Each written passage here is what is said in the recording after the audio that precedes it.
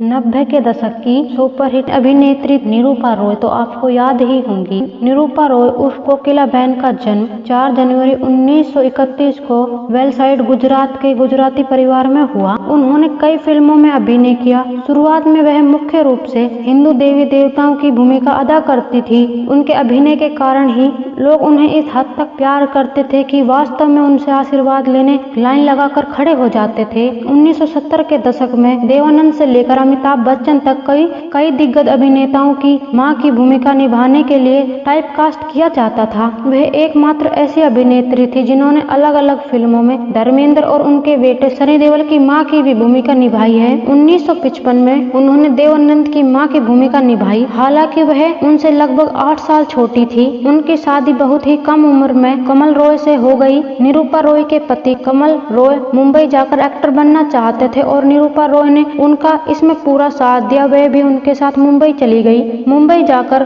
कमल रॉय फिल्मों में ऑडिशन देने जाने लगे। एक दिन अचानक कमल रॉय ने निरूपा रॉय से साथ चलकर ऑडिशन देने को कहा। निरूपा रॉय ने ऑडिशन दिया और उन्हें सेलेक्ट भी कर लिया गया। इसके बाद एक्ट्रेस का सिक्का बॉलीवुड में ऐसा जमा कि उन्होंने कभी पीछे मुड़कर नहीं देखा। निरूपा ने अपने 60 साल के करियर में तकरीबन 500 से अधिक फिल्मों में काम किया और ज्यादातर फिल्मों में धार्मिक रोल ही अदा करती थी और उनके चाहने वाले उन्हें देवी की तरह पूजते थे। इतना ही नहीं, वह बॉलीवुड की मां के नाम से भी फेमस थी। दिग्गज अभिनेत्री निरूपा रॉय ने कई फिल्मों में मां का रोल प्ले किया। खासकर अमिताभ बच्चन के लिए उन्होंने ज्यादातर फिल्मों में रोल अदा किए। निरूपा रॉय उस वक्त अमिताभ बच्चन की दूसरी मां कही जाने लगी जब उन्होंने अमिताभ बच्चन के लिए बहुत सारी फिल्मों में उनकी मां का रोल निभाया। दीवार, खून पसीना, इंकलाब, अमर अकबर एंथनी, सुहाग, गिरफ्तार, मुकद्दर का सिकंदर, मर्द, गंगा जमुना सरस्वती जैसी फिल्मों में निरूपा रॉय ने अमिताभ बच्चन के लिए मां का किरदार निभाया। लेकिन उनकी सबसे यादगार भूमिका फिल्म दीवार में ऋषि कपूर और अमिताभ बच्चन की मां के रूप में। शोले की ही तरह इस फिल्म के डायलॉग आज भी याद किए जाते हैं।